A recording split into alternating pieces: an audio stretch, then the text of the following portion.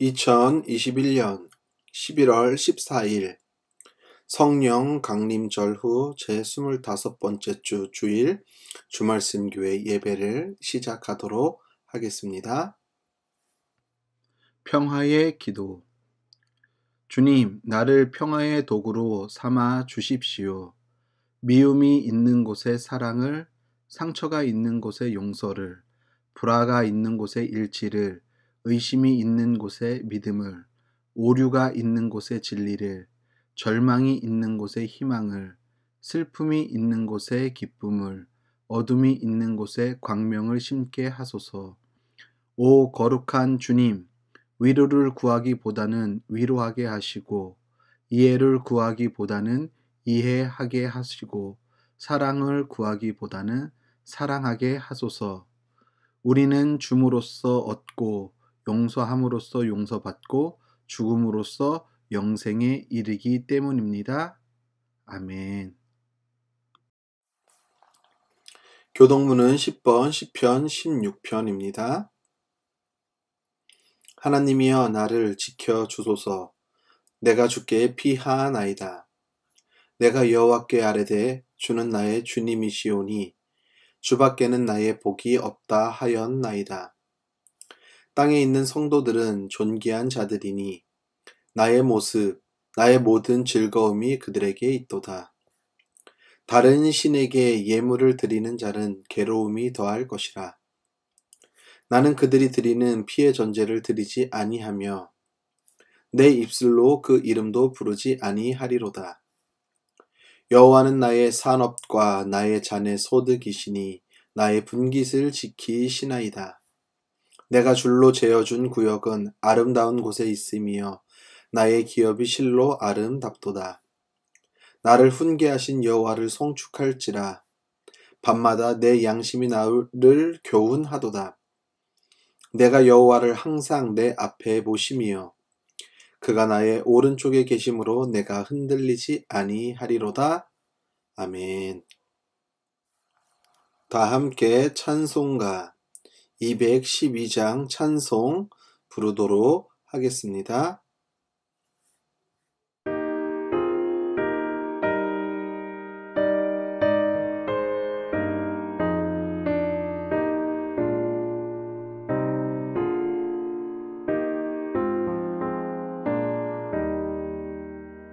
겸손히 주를 섬길 때 괴로운 일이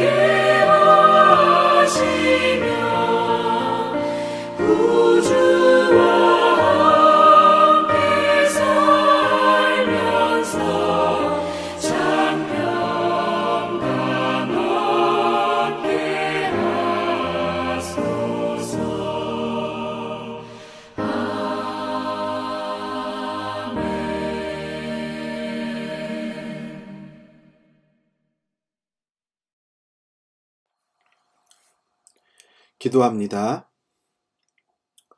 하나님, 낙엽이 떨어지는 모습을 보며 새삼 계절의 변화를 느낍니다. 한 번도 주님의 창조 세계의 시간은 멈추는 법이 없이 주님의 질서 속에서 변화하고 있습니다. 이 변화에 민감하지 못하고 적응하지 못하는 존재는 인간이라는 피조물밖에 없다는 생각이 듭니다. 그 이유는 주님이 만드신 창조 세계를 인간이 사유화하고 편의에 따라 변화를 줌으로 인해 결국 자연의 파괴가 고스란히 우리들에게 돌아오고 있기 때문입니다. 무엇보다 환경의 문제의 심각성을 바로 알게 하시며 주님께서 맡기신 이 자연과 환경을 아름답게 보존하고 가꾸며 나아갈 수 있는 그리스도인의 마음을 겸비하게 하옵소서. 하나님, 주님이 핏값으로 세우신 교회의 목적과 이유에 철저한 성찰이 있게 하옵소서. 교회가 이 땅에서 어떤 일을 감당하며 주님께서 뜻하신 목적을 이루며 선한 영향력을 미칠지 고민하는 교회들이 되게 하옵소서. 그래서 우리의 교회들이 이 땅에서 거룩하고 순결한 주님의 백성들을 양육하고 세우는 복된 공동체가 되도록 주님 은총을 허락해 주옵소서. 하나님, 위드 코로나 시행으로 인해 많은 확진자들이 나오고 있습니다.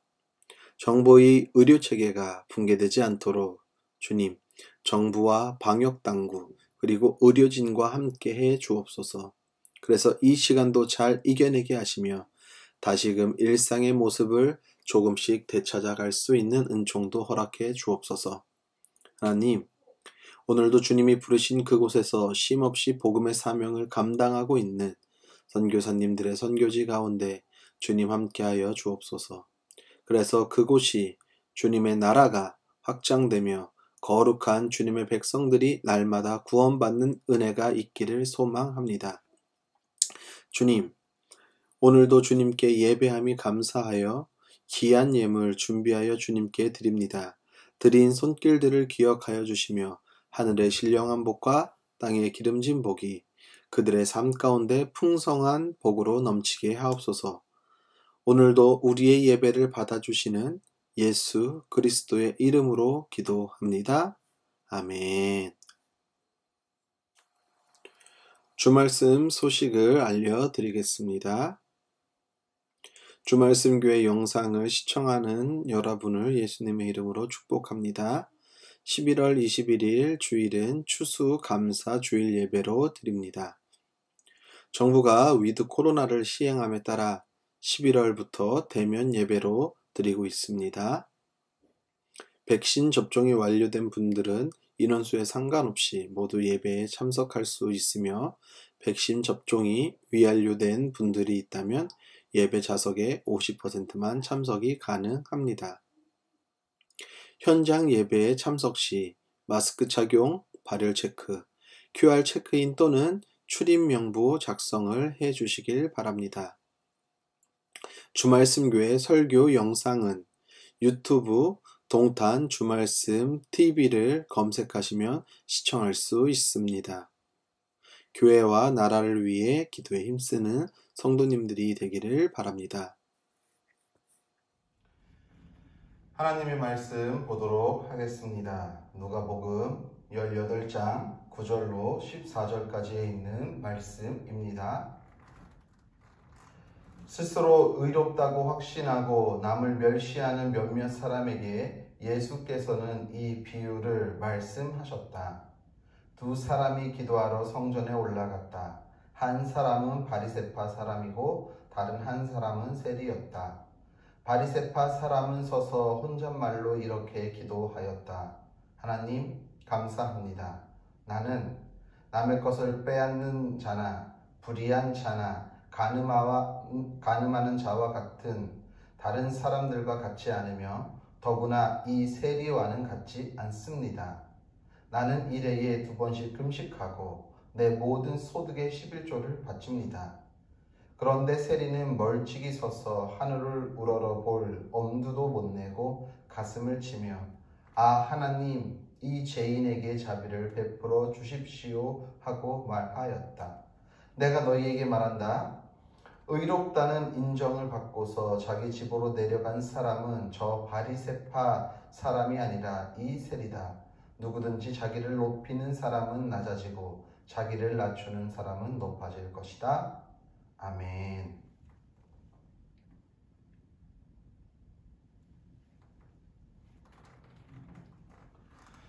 하나님 우리 아버지와 주 예수 그리스도께서 내려주시는 은혜와 평화가 여러분에게 있기를 빕니다.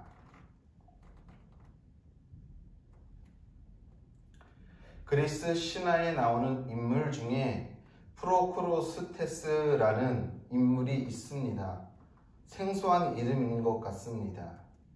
이 사람은 어떤 사람이냐 하면요, 자기 집에 들어온 손님을 침대에 눕힙니다. 그래서 그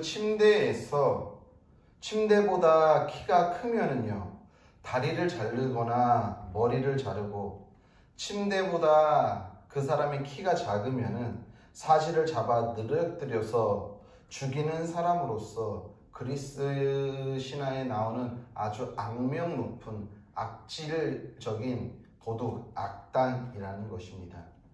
그래서 심리학 용어 중에 그리스 신화 이 인물의 이름을 딴 프로크로스테스의 침대라는 용어가 있습니다. 이 용어가 의미하는 뜻은 이렇습니다. 자기의 기준이나 생각에 맞춰 타인의 생각을 바꾸려 하거나 타인에게 피해를 끼치면서까지 자신의 주장을 굽히지 않는 횡포, 아지, 독단 등을 이를 때, 사용할 때 사용하는 용어가 바로 이 프로크로스테스의 침대라는 용어를 심리학에서 사용한다라는 것입니다.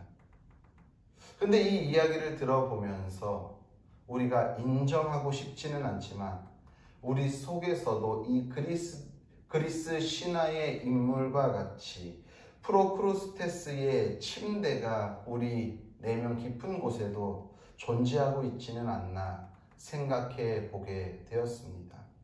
사람들은요, 누구나 자기의 기준에 따라 사람들을 평가합니다. 그런데 중요한 것은요, 세상 그 어디에도 이 나의 기준에 맞는 사람을 찾을 수가 있습니까? 없습니까? 없어요.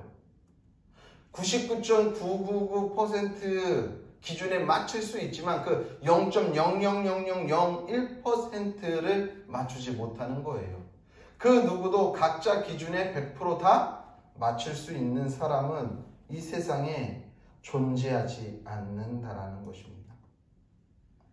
우리는요, 오늘 두 사람의 부류에 대해서 예수님이 비유한 이야기를 보게 됩니다. 그 중에 한 사람은 누굽니까? 바리새파 사람이지요. 또 한 사람은 누구죠? 세리입니다. 예수님은요, 바리새파 사람과 세리의 기도하는 모습을 비유를 통해서 오늘 말씀하십니다. 바리새파 사람은 어떻게 기도합니까? 오늘 이렇게 기도하죠. 하나님 감사합니다. 나는 남의 것을 빼앗는 자나 불의한 자나 간음하는 자와 같은 다른 사람들과 같지 않으며 더구나 이 세리와는 같지 않습니다. 나는 일해에 2번씩 금식을 하고 내 모든 소득의 11조를 주님께 드립니다 라고 기도한다는 것입니다. 이 바리새파 사람은요, 자신에게 있어서 이 경건한 삶과 자신의 행위에 대한 자부심이 참으로 높은 것 같습니다. 그러다 보니 이런 자신의 모습과 누구의 모습을 비교하죠? 세리의 모습과 비교하지 않습니까? 더구나 이 세리와 같지 않습니다. 나는 남의 것을 뺏거나 불의한 자나 간음하는 자와 같지 않고 더구나 이 세리와는 완전히 다르다라고 이야기하는 거예요.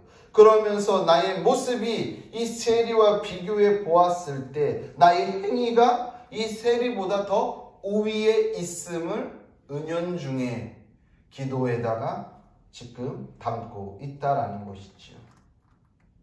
저는 이 바리새파 사람의 이 기도의 내용을 읽으면서 한 우리나라의 심리학자인 김태영이라는 심리학자의 말이 생각났습니다. 그 심리학자는요, 이렇게 이야기합니다. 사람에게는요, 두 부류의 모범생이 있다라는 것입니다.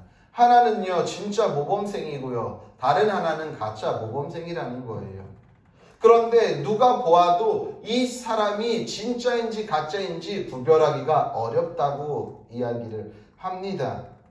그런데 그것을 잘 들여다보면 구별할 수 있는 방법이 있다고 이야기를 하죠. 어떻게 구별하냐 하면은요, 무슨 일을 누군가가 맡겼을 때 혹은 어떤 일을 할 때에 그 일을 묵묵하게 잘 해결해내는 사람은 진짜 모범생이라는 것입니다. 하지만 그 일을 함에 있어서 불평과 원망과 화냄과 짜증과 분노가 섞여 있다고 한다면 그 사람은 모범생을 가장한 가짜라고 이야기하는 것입니다. 예를 들어서 이런 거예요. 우리가 초등학교 때나 중학교 때, 고등학교 때 학교에서 대청소를 합니다. 저도 그런 경험이 있지만, 그러면 선생님이 학생들마다 다 이제는 구역을 정해주죠. 몇 번부터 몇 번은 창문을 닦거라, 아니면 키가 큰 친구들은 창문을 닦거라, 누구는 바닥을 쓸고, 누구는 화장실 청소를 하고, 누구는 걸레로 복도를 밀고, 이렇게 다 정해줍니다. 혹은 반장이 다 정해주죠. 진짜 모범생은요, 내가 맡아서 할 구역이 어디든 간에 선생님이 시켰으면 그것에 대해서 그냥 기쁘고 감사한 마음으로 그것을 합니다. 다른 친구가 청소를 하지 않고 장난을 치고 그러면서 선생님한테 가서 저 청소 다 했습니다 라고 이야기해도 그게 아무렇지도 않아요. 왜? 나는 내가 맡은 것에만 열심히 잘 하면 된다라고 생각하기 때문에.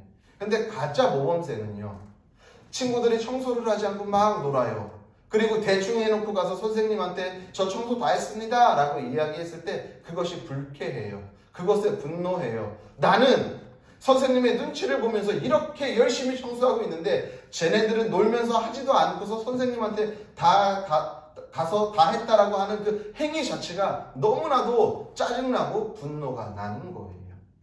이 사람은 진짜 모범생이 아니라는 거예요. 가짜 모범생이라는 것이지요. 그렇기 때문에 이런 모습들을 보면은 진짜와 가짜를 구별할 수 있다라고 심리학자 김태영은 말하고 있습니다. 또한 스위스의 심리학자인 칼 구스타푸스 융이라는 사람을 우리가 익히 많이 들어서 알고 있을 것입니다. 칼 융이라고 더 많이 이야기하는데 이 칼 융은요, 이런 이야기를 합니다. 자아의 무의식 측면에 존재하는 또 다른 나가 존재한다. 이것을 그가 사용하는 심리학적 용어로는 그림자라고 이야기합니다.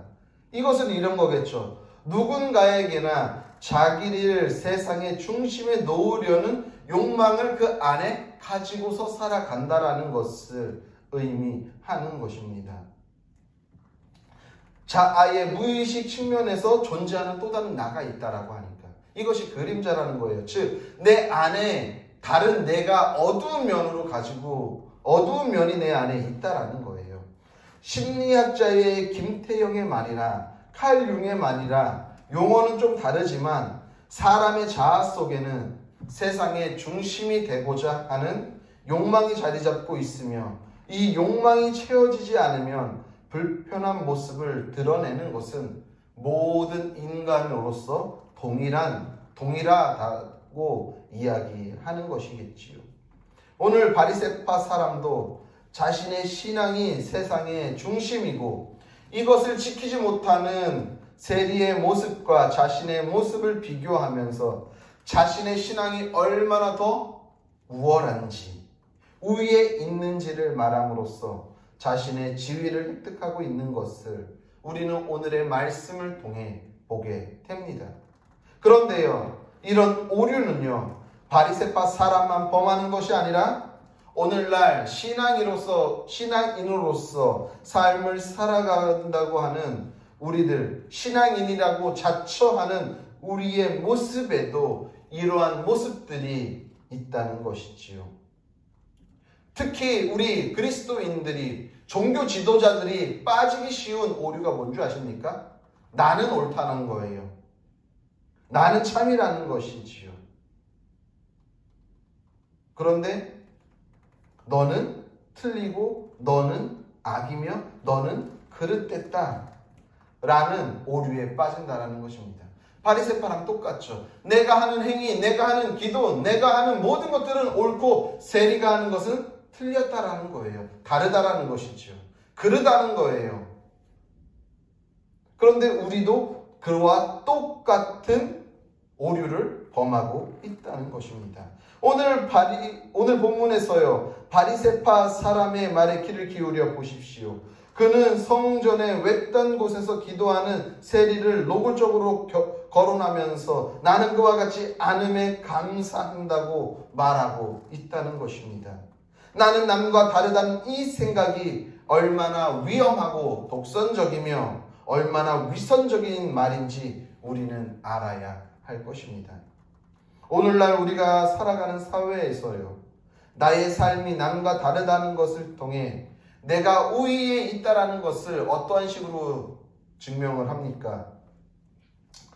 그 증명은 이런 것이겠죠. 내가 저들보다 낫다라고 여기게끔 나의 모습을 치장하잖아요. 그래서 내가 타는 차, 외제 수입차, 비싼 차를 타는 것이고 그들보다 더 좋은 집에 더 좋은 가구들을 들여다놓고 내가 입는 옷, 내가 드는 배, 내가 드는 신발, 내가 신는 신발, 이 모든 것들을 비싼 것들로 휘감는 것이죠.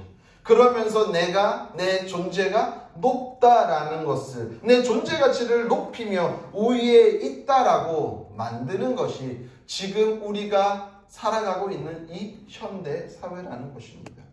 여기에 우리 신앙인들도 기독교인들도 예외가 아니라는 것이지요.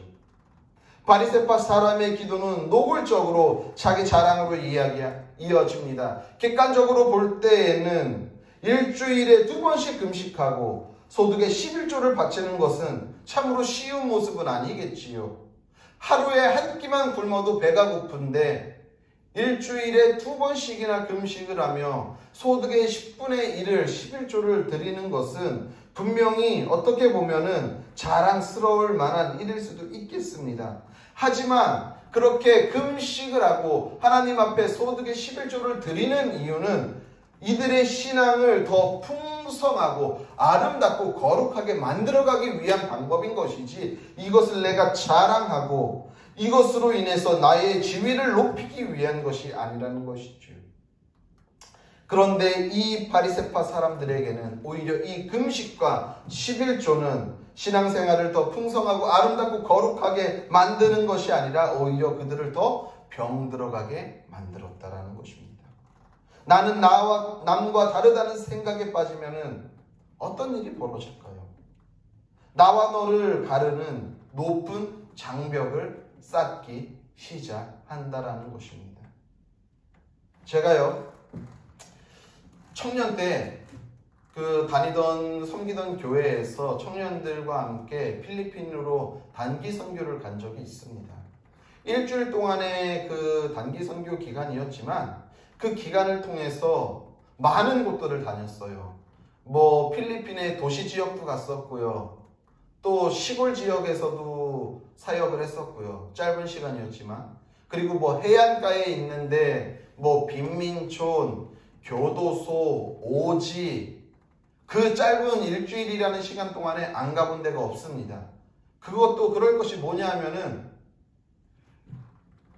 해외에서, 그러니까 외국인이죠. 외국인들이 필리핀에 와가지고 선교사님들과 함께 다니다 보니까 저희들도 물론 그곳에서 은혜를 받았고 선교사님들도 힘을 받아가지고 한 곳이라도 더 데리고 가서 사역을 하려고 하셨기 때문에 진짜 아침, 점심, 저녁 밥 먹는 시간을 제외하고 다른 팀들은 쇼핑도 하고 이렇게 하루나 이틀 정도 시간의 여유가 있었다라고 하는데 저희는 그런 것도 전혀 없이 가는 날부터 오는 날까지 밥 먹는 시간만 제외하고 계속 사역을 했어요. 길 가다가 교회가 보이면 거기서 내려서 그 교회에 들어가서 막 찬양하고 율동하고 연극하고, 그러다 보면 그 주변에 사는 아이들이 막 몰려오면은 그 아이들과 함께 찬양하고 율동하고 뭐 같이 프로그램하고 그랬었는데 한 번은 어떤 일이 있었냐 하면은 빈민촌에 갔습니다.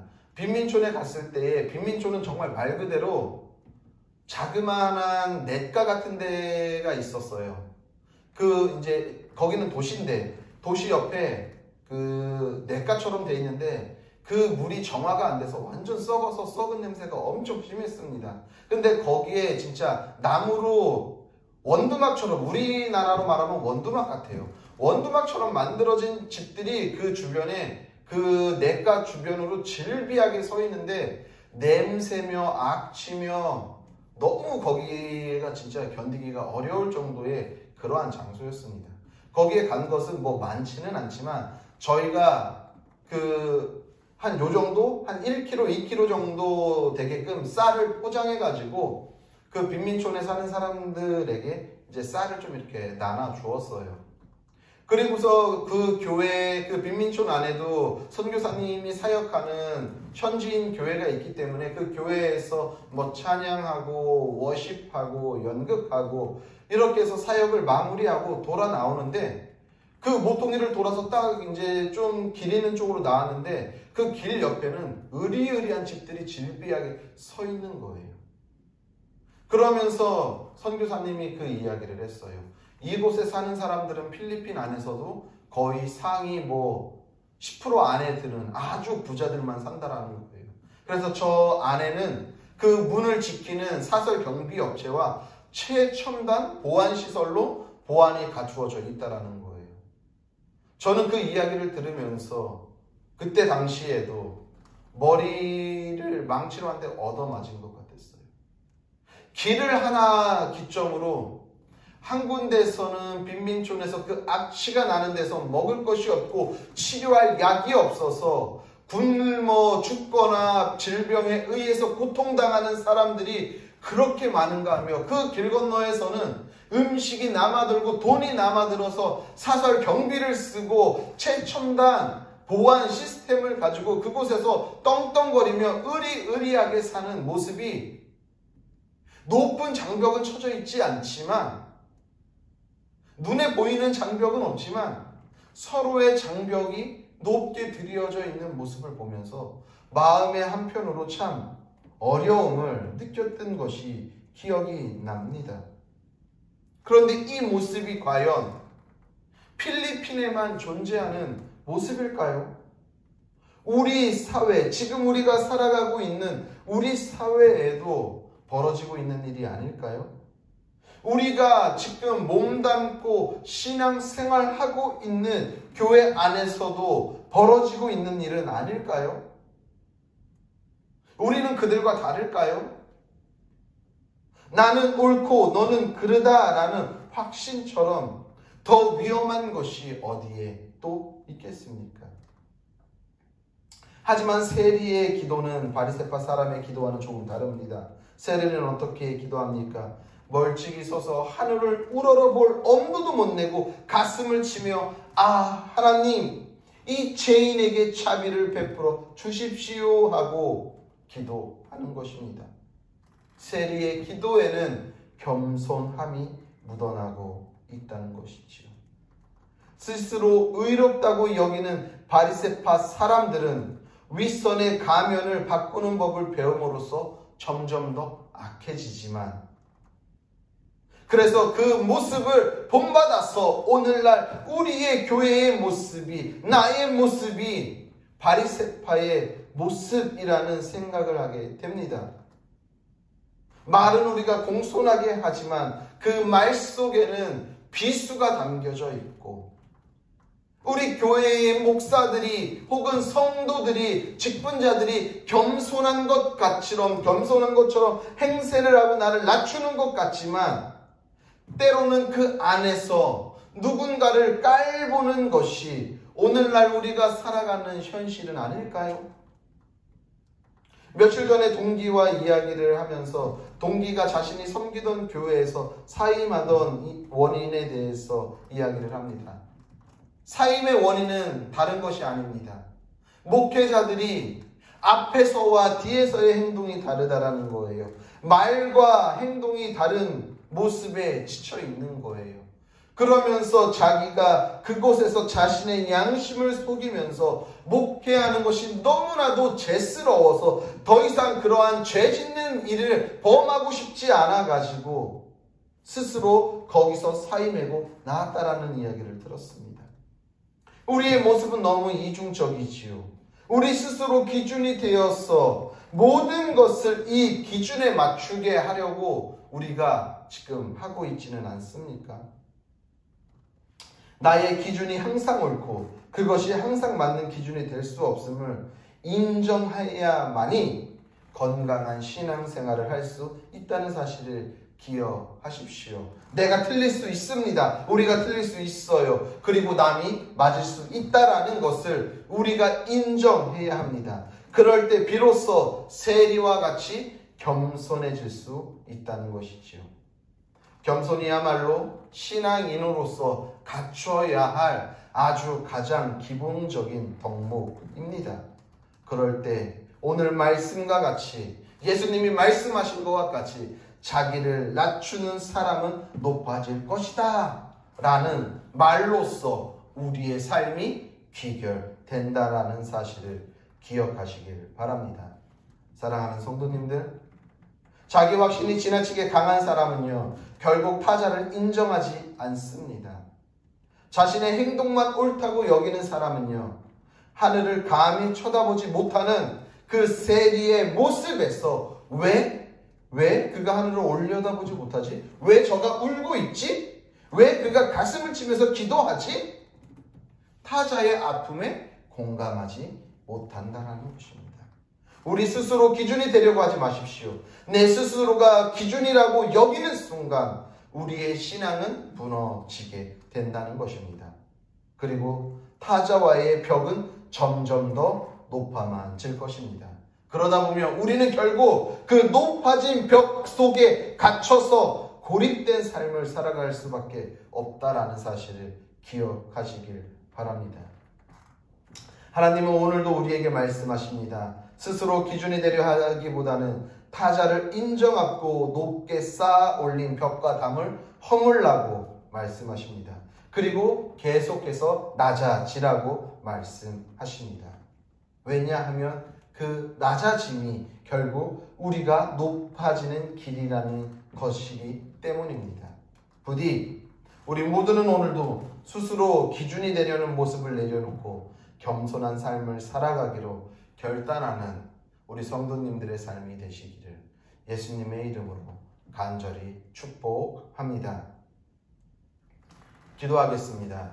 하나님, 오늘도 우리 자신에 있는 내 자신 속에 내 자아 속에 자리 잡고 있는 스스로 기준이 되려는 마음을 내려놓게 하시고 오늘도 겸손함으로 낮아짐으로 주님 앞에 나아가는 우리들의 모습이 되게 하여 주옵소서.